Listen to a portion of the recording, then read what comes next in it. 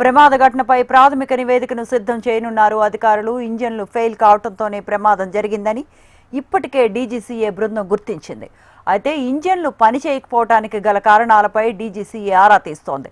Takeoff అయిన నిమిషంలోనే crash జరగటం, సాంకేతిక లోపం గమనించకపోవడంపై ఫోకస్ చేసిన డీజీసీఏ దర్యాప్తు బృందం విచారణ ముమ్మరం చేసింది. టేకాఫ్ నుంచి క్రాష్ అయిన ప్రాంతం వరకు డ్రోన్ సర్వే నిర్వహించింది. ప్రమాదం జరిగిన ప్రాంతానికి బ్రిటిష్ ఏవియేషన్ అధికారులు చేరుకున్నారు. ఘటనా స్థలాన్ని ఎయిర్ ఇండియా సీఈఓ విల్సన్ పరిశీలించారు.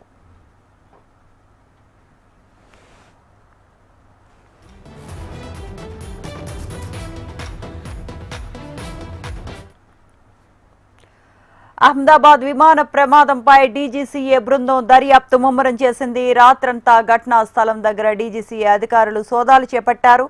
ప్రమాదం జరిగిన తీరుపై అధికారుల బృందం విశ్లేషిస్తోంది. ఈ ప్రమాద ఘటనపై మరింత సమాచారాన్ని మా కరెస్పాండెంట్ ఆర్కే అందిస్తారు. ఆర్కే,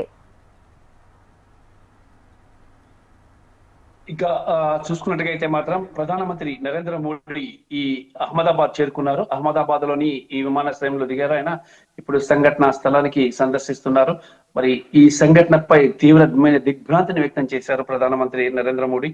ముఖ్యంగా చూసుకున్నట్టుగైతే ఈ నిన్న కేంద్ర హోంమంత్రి అమిత్ షా, అలాగే రక్షణ విమానయాన శాఖ మంత్రి రామ్మోహన్ నాయుడు కూడా సంఘటనా స్థలంలోనే ఉండి రాత్రంతా అక్కడే ఉన్నారు.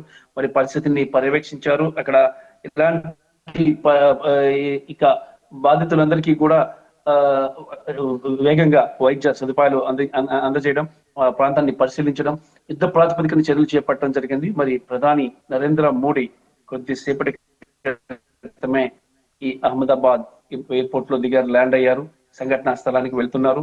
ఆయన వెంట కేంద్ర హోంశాఖ మంత్రి అమిత్ షా, అలాగే కేంద్ర విమానయాన శాఖ మంత్రి రామ్మోహన్ నాయుడు, గుజరాత్ సీఎం భూపేంద్ర పటేల్ ముగ్గురు కూడా ఉన్నారు.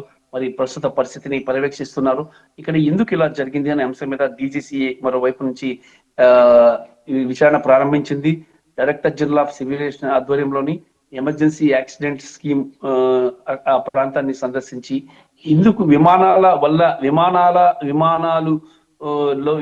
ఇంజిన్లు ఫెయిల్ అవడం వల్ల ప్రమాదం జరిగిందా, ఎందుకు జరిగింది అనే దాని మీద కూడా విశ్లేషిస్తున్నారు. ముఖ్యంగా చూసుకున్నట్టుగైతే ఇక్కడ విమానం 2 ఇంజన్లు ఫెయిల్ అయింది. కనీసం ఒక ఇంజన్ ఫెయిల్ అయ్యి ఒక ఇంజన్ ఉంటే కొంతవరకు సేఫ్ గా ఉండేది. కానీ పైకి లేవలా పోయింది ఇంజన్ ఫెయిల్ అవడంతో. ఇది చాలా దిగ్భ్రాంతికరమైన విషయం. ఇది కొన్ని విమానాలకు 4 ఇంజన్స్ కూడా ఉంటాయి, కొన్నిటికి 6 ఇంజన్స్ కూడా ఉంటాయి. విదేశాలకు వెళ్ళే ఎక్కువ విమానాలకు 6 ఇంజన్లు కూడా ఉంటాయి. మరి ఒక ఇంజన్ జనరల్ గా ఒక ఇంజన్ ఫెయిల్ అయితే ఇంకో ఇంజన్ పనిచేస్తుంది, లేదంటే 2 ఇంజన్స్ ఫెయిల్ అయితే ఇంకో 2 ఇంజన్స్ పనిచేస్తాయి. అలాగే 6 ఇంజన్లు 5 ఇంజన్లు ఉన్న విమానాలు కూడా ఉన్నాయి. మరి ఈ మోస్ట్ ప్రాబబ్లీ ఎక్కువగా విదేశాలకి ఈ 4 లేదా 6 ఇంజన్స్ విమానాలు వెళ్తా ఉంటాయి. మరి ఇక్కడ 2 ఇంజన్స్ కూడా ఫెయిల్ కావడంతో ఇక్కడ పరిస్థితి అయితే మాత్రం చాలా హృదయ విదారకంగా మారింది. దాదాపుగా 265 మంది ఇప్పటిదాకా వచ్చినట్లు సమాచారం అంతా ఉంది. 241 మంది పాసింజర్స్ కాగా ఒకళ్ళు ఈ ప్రమాద ఘటన నుంచి బయటపడడం జరిగింది. అతను బ్రిటన్ దేశస్థుడు రమేష్ విశ్వాస్ కుమార్. ఇక సంఘటన స్థలానికి ముఖ్యంగా అన్యం పుణ్యం ఎదిగినట్టు మెడికోస్ చనిపోవడం చాలా బాధాకరమైన విషయం. వాళ్ళు ట్రావెలర్స్ కాదు, వాళ్ళు ఎక్స్పెక్ట్ చేయలేదు. కనీసం భోజనం చేస్తున్న సమయంలో అక్కడ భోజనం ప్లేట్లు అలాగే ఉన్నాయి. ఆ భోజనం చేస్తూనే అనంత లోకాలకు వెళ్ళిపోయారు. మరి ఇది చాలా హృదయ విదారకమైన ఘటనగా చెప్పొచ్చు. దాదాపు 24 మంది మెడికోస్ చనిపోవటం, ఆ సమీప ప్రాంతాల్లో ఉన్న వాళ్ళు చనిపోవటం కూడా జరిగింది. మరి ఈ మృతుల సంఖ్య ఇంకా పెరిగే అవకాశం ఉందని చెప్పేసి హాస్పిటల్ వర్గాల నుంచి అందుతున్న సమాచారం. అయితే మరి ఎంతో అసలు ఈ ప్రాంతంలో ఎందుకు అలా ల్యాండ్ చేయాల్సి వచ్చేసింది అనే దాని మీద కూడా ఈ బ్లాక్ బాక్స్ నుంచి సమాచారాన్ని సేకరిస్తున్నారు. ప్రస్తుతానికి బ్లాక్ బాక్స్ దొరికింది, బ్లాక్ బాక్స్ ని విశ్లేషిస్తున్నారు. మరి బ్లాక్ బాక్స్ లో ఒక అంశం అయితే బయటపడుతుంది. ఎందుకంటే అక్కడ ఎక్కువ సమయం లేదు, పైలట్ కూడా మాట్లాడటానికి ఎక్కువ ఉండే అవకాశం ఉండదు. ఎందుకంటే పైలట్ ల్యాండ్ నుంచి ఈ టేకాఫ్ తీసుకున్న తర్వాత దాదాపుగా 1 నిమిషంలోనే జరిగిపోయింది ప్రమాదం. ఆయన మేడే అంటూ ఆయన కాల్ చేశారు. మేడే అంటూ కాల్ చేయడంతో ఇక్కడ పరిస్థితిని ఏటీసీ అర్థం చేసుకుంది, ప్రమాదం జరగబోతుందని చెప్పేసి అప్రమత్తమైంది. పైలట్ తో మాట్లాడటానికి ఏటీసీ కూడా ప్రయత్నం చేసింది. మరి ఏటీసీ ప్రయత్నం చేసినప్పటికీ కూడా పైలట్ నుంచి ఎలాంటి రెస్పాన్స్ లేదు. అంటే అప్పటికే ప్రమాదం జరిగిపోయింది, క్రాష్ అయిపోయింది, పైలట్ కూడా చనిపోవడం కూడా జరిగింది స్పాట్ లోనే. మరి ఇద్దరు పైలట్లు కూడా సీనియర్ పైలట్. ఒక పైలట్ 8,200 గంటల ట్రావెల్ చేశారు. ఇంకొక పైలట్ చూసుకుంటే 1,100 గంటలు ట్రావెల్ చేయడం జరిగింది కో పైలట్. జనరల్ గా విదేశాలకు వెళ్లే విమానాలకి 3 లేదా 4 పైలట్లను ఉంచుతారు, కానీ ఇక్కడ ఇద్దరు పైలట్లనే ఉంచారు. ఇది కూడా డబుల్ ఇంజిన్ ఫ్లైట్ మాత్రమే. ఎందుకంటే దాదాపుగా 13 గంటల దాకా నాన్ స్టాప్ గా ఫ్లైట్ చేయాల్సిన అవసరం ఉంది. ఇలాంటి ఫ్లైట్ చేయాల్సిన ఫ్లైట్స్ కి దాదాపుగా 4 లేదా 6 ఇంజన్లు ఉంటాయి. ఎందుకంటే ఒక ఇంజిన్స్ ఫెయిల్యూర్ అనేవి జరుగుతూ ఉంటాయి. జరిగినప్పుడు ఒక ఇంజిన్ ఫెయిల్యూర్ అయిపోతే ఆటోమేటిక్ ఇంకోటి క్యాచ్ చేసుకుని ఫ్లైట్ ని ముందుకు నడిపిస్తూ ఉంటది. అలాంటి పరిస్థితులు ఉంటాయి. మరి ఎయిర్ బస్ లో కూడా ఈ ఎయిర్ బస్ ఏదైతే ప్రమాదం జరిగిందో అది కూడా ఇప్పటిదాకా ఈ ఎయిర్ బస్ లో ఎప్పుడు కూడా ప్రమాదాలు జరగలేదు. ఈ కంపెనీకి సంబంధించి తొలిసారిగా ఈ ప్రమాదం జరిగింది. దీని మీద ఎయిర్ ఇండియా సిఇఓ కూడా సంఘటనా స్థలానికి చేరుకున్నారు. పరిస్థితుల్ని సమీక్షించారు. అక్కడ ప్రాంతాన్ని పరిశీలించి ఎయిర్ ఇండియా ఇంకా మృతులకు ₹1,00,00,000 నష్టపరిహారాన్ని ప్రకటించింది. మరి దాదాపుగా ఈ ప్రాంతాన్ని టాటా చైర్పర్సన్ చంద్రశేఖర్ కూడా పర్యటిస్తారని, ఇక్కడికి వస్తారని సమాచారం అందుతుంది.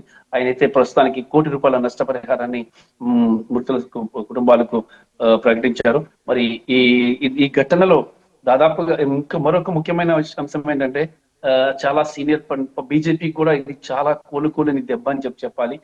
గుజరాత్ లో సీనియర్ నేత, కీలకమైన నేత విజయ్ రూపాని కూడా ఇక్కడ మృతి చెందడం బీజేపీకి చాలా పెద్ద దెబ్బగా చెప్పొచ్చు. సీనియర్ నేత, మాజీ ముఖ్యమంత్రి ఆయన విజయ్ రూపాని. మరి ఆయన ఈ అహ్మదాబాద్ నుంచి లండన్ వెళ్లే ఫ్లైట్ లో ఉండడం, మరి ఆయన కూడా దీంట్లో మృతి చెందడం బీజేపీ తీవ్రమైన దిగ్భ్రాంతిని వ్యక్తం చేస్తుంది. మరి దాదాపుగా A171 లో ఫ్లైట్ లో దాదాపుగా 169 భారతీయులు ఉండగా 53 మంది బ్రిటన్ పౌరులు ఉన్నారు. 7 పోర్చుగీసు, కెనడాకు చెందిన ఒక దేశస్తులు అయితే ఉన్నారు. మరి సిబ్బందిని అయితే ఇక్కడ దాదాపుగా 24 మంది మెడికోలు చనిపోయినట్లు గుజరాత్ గవర్నమెంట్ అనౌన్స్ చేసింది. ఇందులో ఒక PG resident doctor, super specialist doctor భార్య కూడా మరణించినట్లు తెలుస్తోంది. మరణించారని చెప్పేసి all India federation of medical association వెల్లడించింది. శిథిలాల కింద అనేక మంది సమాధి అయ్యారని, 60 మందికి పైగా గాయాలయ్యారని చెప్తున్నారు. మరి అయితే ఇంకా శిథిలాలను తొలగించే ప్రయత్నం చేస్తున్నారు. మరి అక్కడ ఇంకా మృతదేహాలు బయటపడే అవకాశం అయితే ఉంది. దాదాపుగా ఈ రోజు ఉదయానికి 265 మృతదేహాలని హాస్పిటల్ తరలించారు. చెప్పండి. ఆర్కే, మీరు చెప్తున్నట్టు ఎయిర్ ఇండియా అంటే ఇక్కడ నుంచి లండన్ వెళ్తోంది అంటే నియర్ అబౌట్ 25 అవర్స్ జర్నీ చేయాల్సి ఉంటుంది. మీరు అన్నట్టు ఇక్కడ 2 ఇంజన్స్ మాత్రమే ఉన్నాయి, అదొక నెగ్లిజెన్సీ అయితే. అంటే ఇక్కడ 2 పైలట్స్ని మాత్రమే వీళ్ళు అలాట్ చేశారు, ఇదొక నెగ్లిజెన్సీ అయితే. ఆల్రెడీ ఎయిర్ ఇండియా విమానం ఇప్పుడు ఏదైతే బోయింగ్ ఉందో అది దానికి ఆల్రెడీ డీజీసీఏ 2 టైమ్స్ వార్నింగ్ ఇచ్చాను అని చెప్తోంది.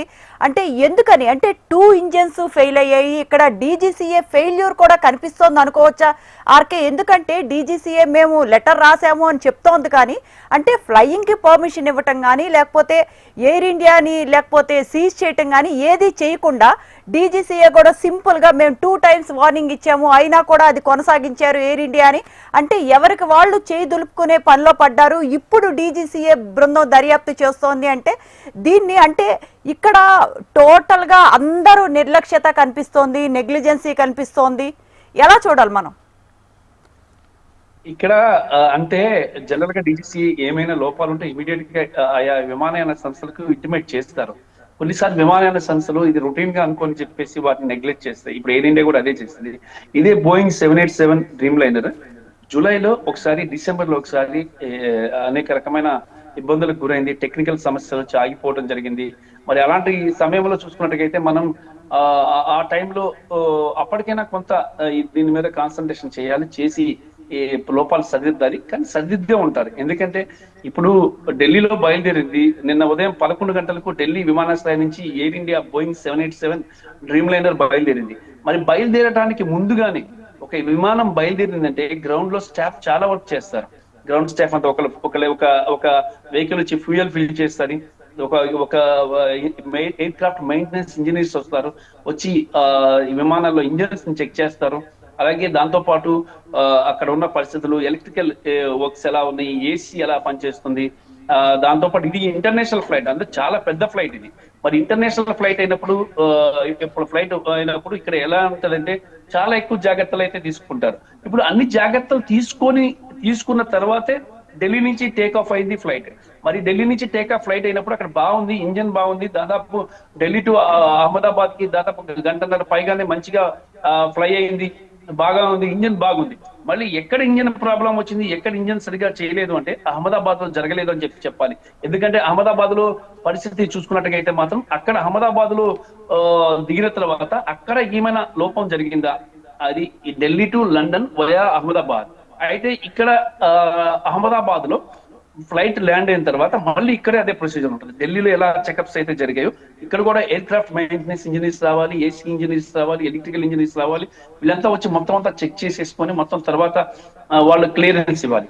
వాళ్ళ క్లియరెన్స్ ఇచ్చారు. ఆ తర్వాత పైలట్ కూడా బయట ఉన్న వాతావరణం చెక్ చేసుకోవాలి, దాంతో పాటు లోపల పరిస్థితులు చెక్ చేసుకోవాలి. ఫ్లైట్ ను కూడా పైలట్ కూడా చెక్ చేస్తారు. ఇంజన్ కూడా అంటే ఫ్లై కావటానికి ముందే ఇంజిన్ ఆన్ చేసి చెక్ చేసుకుంటారు. ఇంజన్ బాగుందా లేదా, ఎలా వెళ్తుంది, ఎలా వెళ్ళగలుగుతామా లేదా, అంటే ఏదైనా ప్రాబ్లం వస్తే అక్కడే తెలిసిపోతుంది. ఇక్కడ చాలా మిస్టరీ ఏంటంటే విషయం జనరల్ గా ఇది నిజంగా అసలు ఇంజన్ ఫెయిల్యూర్ వల్లే జరిగిందా ఈ ప్రమాదం అనే అనుమానం అయితే కలుగుతుంది. ఎందుకంటే 2 చోట్ల చెకింగ్ జరిగింది. ఎక్కడ ఢిల్లీలో చెకింగ్ జరిగింది, మంచిగా ఫ్లై అయింది 2 hours. తర్వాత మళ్ళీ అహ్మదాబాద్ లో చెకప్ జరిగాయి, మొత్తం అంతా చెకింగ్ జరిగింది. అక్కడ మంచిగా ఇంజిన్స్ బాగానే ఉన్నాయని చెప్పేసి అంటే ఆర్కే ఎయిర్ లిఫ్ట్ కాకపోవటానికి రీజన్ ఏమనుకోవచ్చు మనం? అంటే ఏమైనా తెలిసిందా? అంటే పైకి ఎగరలేకపోవటానికి, ఎయిర్ లిఫ్ట్ అవ్వకపోవటానికి ఏంటి రీజను?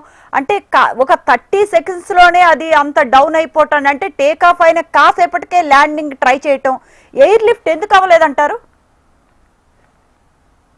ఎయిర్ లిఫ్ట్ కాకపోవడానికి ఇంజన్లు పనిచేయకపోతే ఎయిర్ లిఫ్ట్ కాదు. జనరల్ గా అయితే ఏమైతుందంటే ఇంజన్లు పనిచేయకపోతే అదే సమస్య ఏర్పడుతుంది. ఇంజన్లు పనిచేయనప్పుడు ఈ ప్రాబ్లం వస్తుంది. ఇంజన్లు పనిచేస్తే ఎయిర్ మొత్తం అంతా ఈ ఫ్లైట్ అంతా కూడా డిపెండ్ అయ్యేది ఇంజన్స్ మీద డిపెండ్ అయి ఉంటుంది. ఇక్కడ వాటిని లేపుతా ఉంటాయి, మరి లేపినప్పుడే ఫ్లైట్ ముందుకు వెళ్తుంది.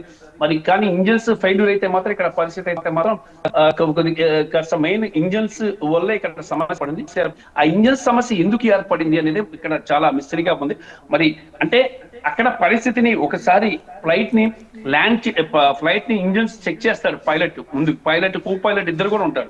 చెక్ చేసుకున్న తర్వాత వాళ్ళు లాగ్ బుక్ లో రాసుకుంటారు ఇంజన్స్ ఆర్ క్లియర్డ్, మొత్తం బయట అట్మాస్ఫియర్ బాగుంది, అలాగే వెళ్ళడానికి రన్వే క్లియర్ ఉంది, ఏటీసీ నుంచి పర్మిషన్ వచ్చింది ఫ్లై అవడానికి.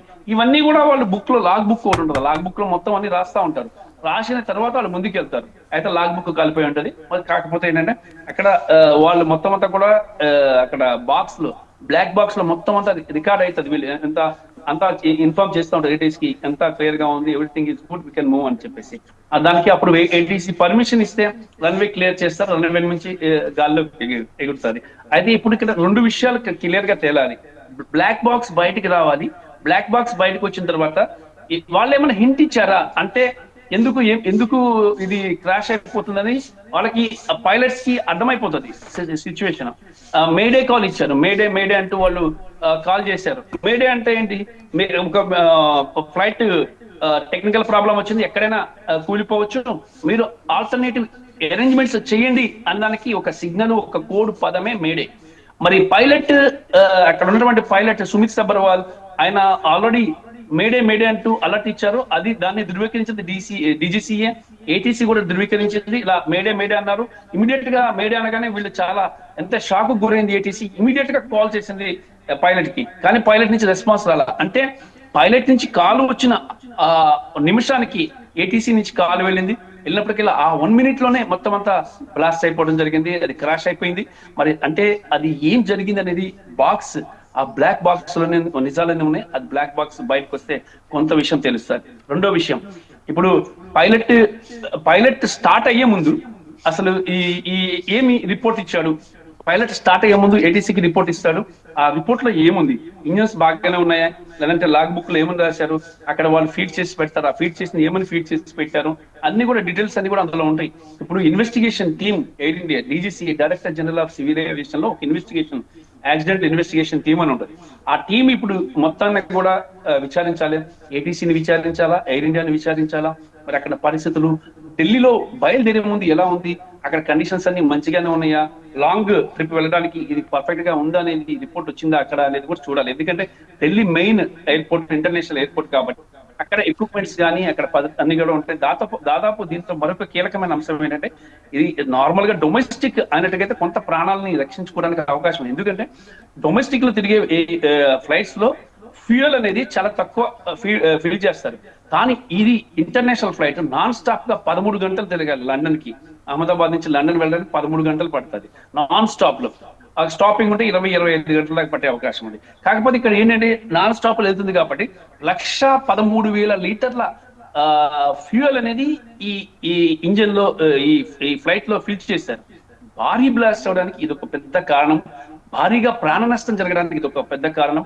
ఇంకొకటి మనం గమనించాల్సిన అంశం ఏంటంటే పైలట్ అంటే మేడే అలర్ట్ చేసిన తర్వాత పైలట్ కి అసలు అంటే ఎక్కడ దింపడానికి అవకాశం దొరకల. మొత్తం అంతా జనావాసాల ప్రాంతాలే. తప్పనిసరి పరిస్థితుల్లోనే అక్కడ ఆ జనావాసాల ప్రాంతంలో ఆ మెడికల్ కాలేజ్ మీద ఈ ఫ్లైట్ ని ల్యాండ్ చేయడం క్రాష్ చేయడం జరిగింది.